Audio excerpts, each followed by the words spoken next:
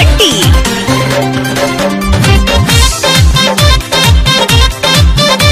Mix by जीसी दास। आप सुन रहे हैं गायक साजन सनेही को। प्यार बहम से दोसर के फेंकत पइले, प्यार बहम से दोसर के फेंकत पइले, रे रेखावा बदल गइले, छोड़ी के अब चल जाइबे। जियत है बहानी सीता मोर सजइले, जियत है बहानी सीता मोर सजइले, रे रेखावा बदल गइले, छोड़ी के अब चल जाइबे।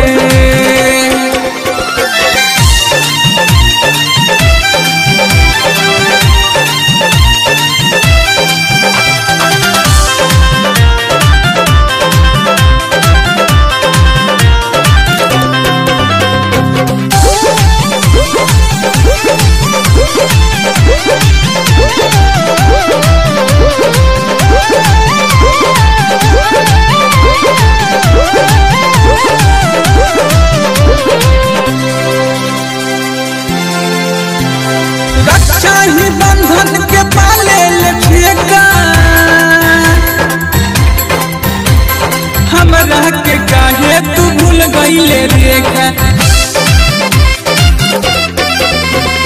रक्षा ही बंधन के पाले ठेका, हमरा के काहे तू भूल गइले रेखा, हमरा के काहे तू भूल गइले रेखा। सपना देख के ओइनी सोच पुरइले, रे रेखावा बदल गइले, छोड़ी के अब चल जाइबे।